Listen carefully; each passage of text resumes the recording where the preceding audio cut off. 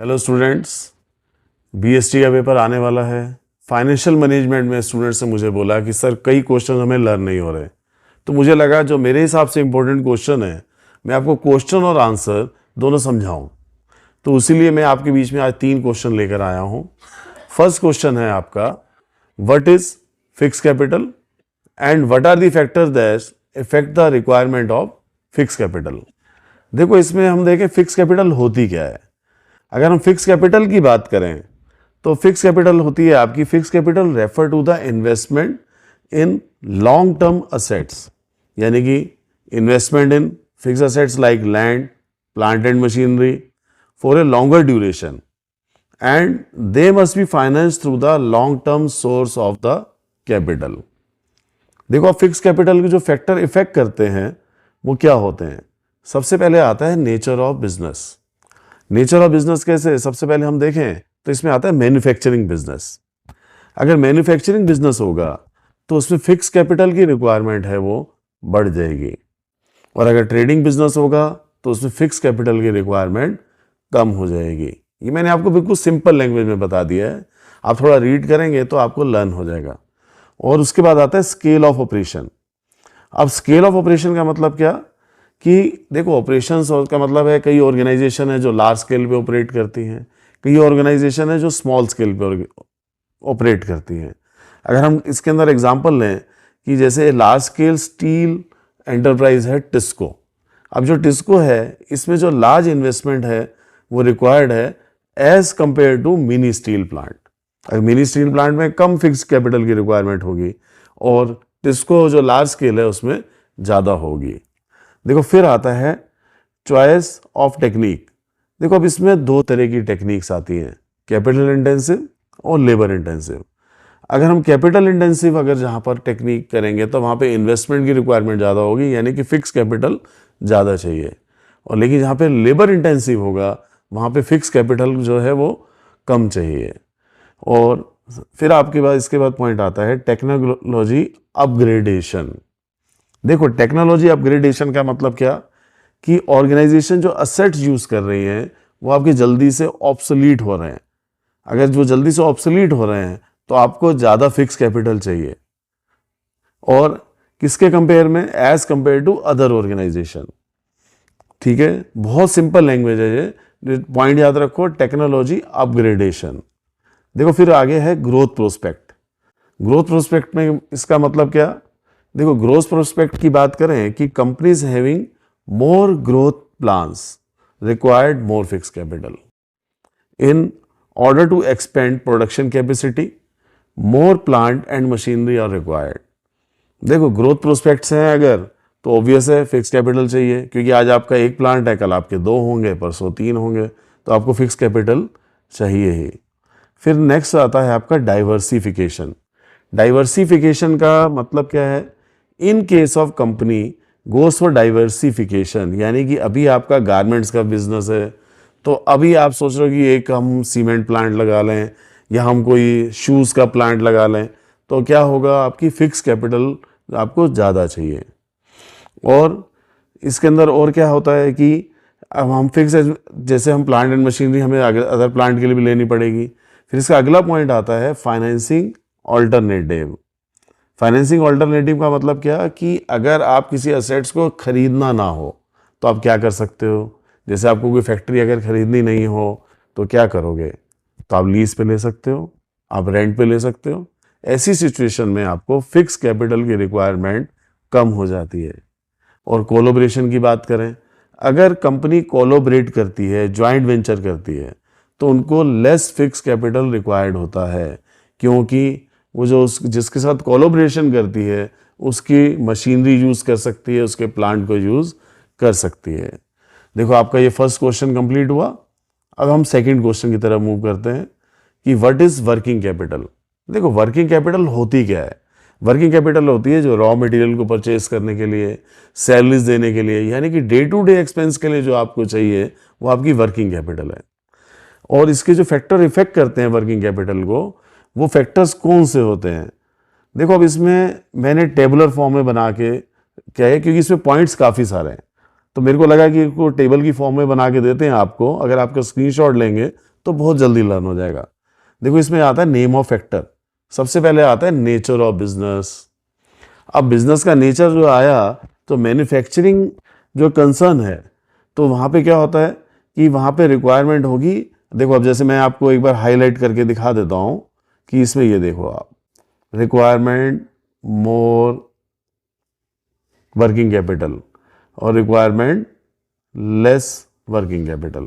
अब आपको ऊपर यही देखना है और इसके बेसिस पर नेचर ऑफ बिजनेस की बात करेंगे तो आपको लर्न 1 मिनट में हो जाएगा। देखो जैसे हमने बोला मैन्युफैक्चरिंग कंसर्न के अंदर क्या होता है कि उसमें प्रोसेसिंग होती है वर्क की, तो उसमें वर्किंग कैपिटल की रिक्वायरमेंट जो है वो ज़्यादा होती है। देखो अब ये अगर हम ये देखें जैसे ट्रेडिंग कंसर्न होता है तो उसमें क्या, उसमें वर्किंग कैपिटल आपको कम चाहिए, trading concern because of production. ठीक है, फिर आता है स्केल ऑफ ऑपरेशन। देखो अगर हम स्केल ऑफ ऑपरेशन की बात करें तो लार्ज स्केल ऑपरेशन जो है उसमें क्या होगा, बिकॉज ह्यूज इन्वेंट्री चाहिए उसमें। अगर ह्यूज इन्वेंट्री चाहिए तो आपको क्या होगा, वर्किंग कैपिटल की रिक्वायरमेंट जो है वो बढ़ जाएगी। और अगर स्मॉल स्केल ऑपरेशन है तो उसमें जो इन्वेंट्रीज हैं वो कम होंगी, यानी कि स्टॉक, इन्वेंट्रीज मतलब स्टॉक। अगर आपको कम स्टॉक रखना है तो आपको वर्किंग कैपिटल कम चाहिए, ज़्यादा स्टॉक रखना है तो आपको वर्किंग कैपिटल की रिक्वायरमेंट बढ़ जाती है। फिर आता है बिजनेस साइकिल। देखो इसमें बिजनेस साइकिल होता है during the boom period. Boom period जब आता है, जैसे कि दिवाली हुई और अपना बहुत सारे फेस्टिवल्स अपने इंडिया में आते हैं, जैसे होली हुई, दिवाली हुई, जैसे स्वीट्स की डिमांड बढ़ जाती है, तो ऐसे इसमें बिजनेस साइकिल्स होते हैं। जब बूम पीरियड होता है ना तो उसमें वर्किंग कैपिटल की रिक्वायरमेंट बढ़ जाती है। और जब डिप्रेशन पीरियड्स आते हैं, तो अब जैसे देखो अब विंटर सब चली गई तो अब जो वूलन्स हैं उसके लिए जो डिमांड है कम हो जाएगी ना, तो उसमें आपकी क्या होगा, जो आपका जो वर्किंग कैपिटल है वो कम हो जाएगी। ये बिजनेस साइकिल्स होते हैं। और फिर आता है सीजनल फैक्टर। पीक सीजन होते हैं, जब पीक सीजन में डिमांड भी पीक पर होती है तो वर्किंग कैपिटल ज़्यादा चाहिए, और जब लेस होता है सीजन तो आपके जो लो डिमांड होती है तो वर्किंग कैपिटल भी कम चाहिए। और क्रेडिट अलाउड है ना, देखो जब आप क्रेडिट अलाउ करते हैं कस्टमर को, देखो अगर आप एक बार सोच के देखो कि अगर आपने कस्टमर को किया, यानी कि आपने सेल्स जो है वो क्रेडिट पे दी, तो हमने देखो ऊपर पॉइंट में क्या करा था, requirement of more working capital. तो इसका मतलब जब हमने सेल्स की और हमने क्रेडिट पे सेल्स की तो हमें वर्किंग कैपिटल की रिक्वायरमेंट जो है वो बढ़ जाएगी। और अगर हमने कैश बेसिस पे सेल की तो हमारी वर्किंग कैपिटल की रिक्वायरमेंट कम हो जाएगी। मतलब सेल्स हम 2 बेसिस पे करते हैं ना, एक कैश बेसिस पे और एक हम क्रेडिट बेसिस पे करते हैं। और credit availed from the supplier, देखो आप ये ऐसा है, अगर गुड्स क्रेडिट पे दे भी रहे हो तो आप क्रेडिट पे गुड्स ले भी सकते हो। जब आप परचेज करोगे कैश बेसिस पर तो वर्किंग कैपिटल की रिक्वायरमेंट बढ़ जाएगी, और अगर आप क्रेडिट पे परचेज करते हो तो वर्किंग कैपिटल की रिक्वायरमेंट कम हो जाएगी, क्योंकि आपको कैश कम चाहिए सामान खरीदने के लिए। फिर इन्फ्लेशन और डिफ्लेशन की बात करें, इन्फ्लेशनरी कंडीशन होते हैं तो इसमें आपके जो प्राइस, जैसे रॉ मटेरियल के जो प्राइस हैं वो हाई हो जाते हैं, और हाई प्राइस होंगे तो वर्किंग कैपिटल भी ज़्यादा चाहिए। लेकिन जब डिफ्लेशनरी कंडीशन होते हैं तो प्राइस लेवल जो है वो कम हो जाते हैं। जब प्राइस लेवल कम हो जाएंगे तो वर्किंग कैपिटल भी आपको कम चाहिए।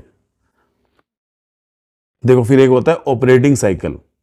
ऑपरेटिंग साइकिल होता है कि जैसे कि हमारा एक, हमने गुड्स मैन्युफैक्चरिंग करे, आगे हमने गुड्स को आगे क्रेडिट पे दिए, उसके अंदर अगर वो हमारा एक लंबा पीरियड है, हम गुड्स को मैन्युफैक्चरिंग करते हैं, गुड्स बनाने में भी टाइम लग रहा है, उसको फिर हम आगे क्रेडिट पे भी सेल कर रहे हैं, तो इसका मतलब क्या होगा, तो हमें उसकी लॉन्ग ऑपरेटिंग साइकिल अगर होगा तो यानी कि मैन्युफैक्चरिंग में भी कई बार टाइम लगता है गुड्स को बनाने के लिए, तो हमें वर्किंग कैपिटल की रिक्वायरमेंट बढ़ जाती है।